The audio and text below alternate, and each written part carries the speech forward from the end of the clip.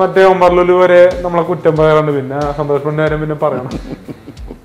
സന്തോഷ് പണ്ഡിറ്റ് എടുക്കുന്നതാണെങ്കിൽ പുള്ളി അടിപൊളിയായിട്ട് എടുക്കുന്നുണ്ടല്ലോ. ഫേമസ് ആണോ എങ്ങനെയെങ്കിലും അല്ലേ? എങ്ങനെയെങ്കിലും വൈറലാണ്. എങ്ങനെയെങ്കിലും ഫേമസ് ആയിട്ട് നല്ല രീതിയിൽ ബിഗ് ബോസിൽ കയറണം. ബിഗ് ബോസിൽ കയറണം. അതിന് വേണ്ടി ഇതെല്ലാം കാണിച്ചത്. ഇപ്പൊ തിയേറ്റർ റെസ്പോൺസ് എടുക്കുന്ന സമയത്ത് ഇതുപോലെ ഡാൻസ് കളിക്കാരൊക്കെ ഉണ്ടോ? ഇല്ല, കുറച്ചു. അല്ലാണ്ട് ഇപ്പത്തെ ഗുരു ആരാ? ഇപ്പോഴത്തെ ഗുരു ആറട്ടനുണ്ട്, പിന്നെ സന്തോഷ് പണ്ഡിറ്റ് ഉണ്ട്. സന്തോഷ് പണ്ഡിറ്റിനെയാണോ എന്ന് പറഞ്ഞാൽ നമ്മുടെ പല അഭിനയങ്ങളും ഏതിൽ ഷോർട്ട് ഫിലിമിലേക്ക് കണ്ടപ്പോൾ, വ്ലോഗിൽ എന്ന് പറയുമ്പോൾ അതിലേക്ക് കണ്ടപ്പോൾ പെട്ടെന്ന് ഓർത്തത് കൃഷ്ണന്റെ അതേയും സൂപ്പർ സ്റ്റാർ സന്തോഷ് പണ്ഡിറ്റിലൊക്കെ അഭിനയിച്ച സന്തോഷ് പണ്ഡിറ്റിനെ എനിക്ക് ഓർമ്മ വന്നു അഭിനയം കണ്ടപ്പോൾ. സന്തോഷ് പണ്ഡിറ്റ് വിളിച്ചോ ഇത് കണ്ടിട്ട്? ഇല്ല, വിളിച്ചിട്ടില്ല. വിളിക്കണം ആഗ്രഹമുണ്ടോ? ആഗ്രഹമുണ്ട്. ഇത് കണ്ടിട്ട് പുള്ളി വിളിക്കട്ടെ. പുള്ളി വിളിച്ചിട്ട് ചിലപ്പോ തെറി പറഞ്ഞാലോ തന്നെ, ഇതാണോടാ ഷോർട്ട് ഫിലിം, ഇതാണോടാ വെബ് സീരീസ് എന്നൊക്കെ പറഞ്ഞാൽ എന്ത് ചെയ്യും? മറ്റേ ഒമ്പർലൂല് വരെ നമ്മളെ കുറ്റം പറയാറുണ്ട്. പിന്നെ സന്തോഷ് പണ്ഡിറ്റ് കാര്യം പിന്നെ പറയണം. സന്തോഷ് പണ്ഡിറ്റ് എടുക്കുന്നതാണെങ്കിൽ പുള്ളി അടിപൊളിയായിട്ട് എടുക്കുന്നുണ്ടല്ലോ. എന്നാലും മറ്റേ തിയേറ്റർ കണ്ടന്റ് ഇപ്പൊ ചെയ്യുന്നില്ല, അതൊരു ധൈര്യക്കുറവാണ്. ധൈര്യം തിയേറ്ററിൽ റിലീസ് ചെയ്യട്ടെ, ജനങ്ങൾ ഇപ്പോഴും കാണട്ടെ. 2 സിനിമ മാത്രമല്ല തിയേറ്ററിൽ റിലീസ് ചെയ്തത് കൃഷ്ണന്റെ അതേ സൂപ്പർ സ്റ്റാർ. പുള്ളിക്ക് ലാഭം ഇതാന്ന് പറഞ്ഞത്. എന്നാലും ജനങ്ങൾ ഇത് മറ്റേ പുള്ളിയുടെ പടം തിയേറ്ററിൽ വന്ന് കണ്ടിഷ്ടപ്പെടുന്നവർ ഉണ്ട്. സന്തോഷ് പണ്ഡിറ്റാണ് എന്നെക്കാളും നല്ലതെന്നാണ് പറയുന്നത് ഇപ്പൊ കമന്റ് ബോക്സിൽ. അതെ, എന്റെ കമന്റ് ബോക്സിൽ. സന്തോഷ് പണ്ഡിറ്റിന് കമ്പയർ ചെയ്യാൻ പറ്റത്തില്ല. സന്തോഷ് പണ്ഡിറ്റ് എവിടെയാ നോക്കുന്നത്? താനിപ്പോ ഇവിടെയാ നിക്കുന്നത്. താൻ എടുത്ത സാധനം പോലും മര്യാദക്ക് ചെയ്യാത്ത ആളാ.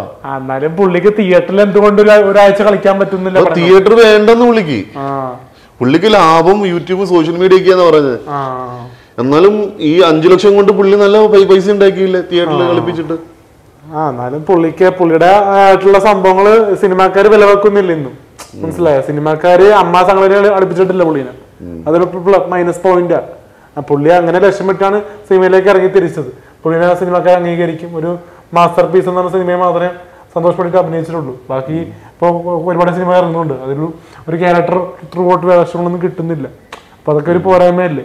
പുള്ളിക്ക് സ്വന്തമായിട്ട് ചെയ്ത് ഒതുങ്ങി പോകുന്നില്ലേ പുള്ളി? സിനിമ എന്ന് പറയുന്നത് എല്ലാത്തിനും കയറി അഭിനയിക്കണമല്ലോ. പുള്ളി അത്യാവശ്യം ഫേമസും ആണ്, അത്യാവശ്യം പൈസയും പുള്ളിക്ക് കിട്ടുന്നുണ്ടല്ലോ. അതെല്ലാം കിട്ടുന്നുണ്ടോ യൂട്യൂബിൽ നിന്ന്?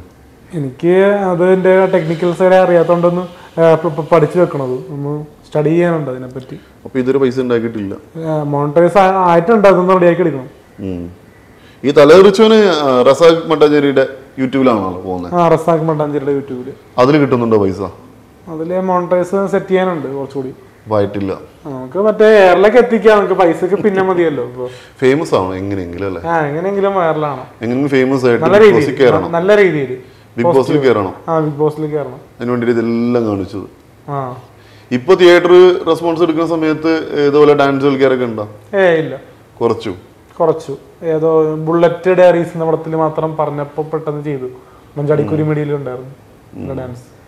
ചില മീഡിയക്കാര് പറയും, ചിലര് കളിക്കല്ലേ എന്ന് പറയും ചില സമയത്ത്. തന്നെ വിവേകാനന്ദ വൈറലാണ് പടത്തിലും നീലക്കുയിൽ മീഡിയയില് എന്റെ ഡാൻസ് ഉണ്ട് ഇപ്പൊ പറയാറുണ്ട്. ആ സമയത്ത് പരിധിയുണ്ട്.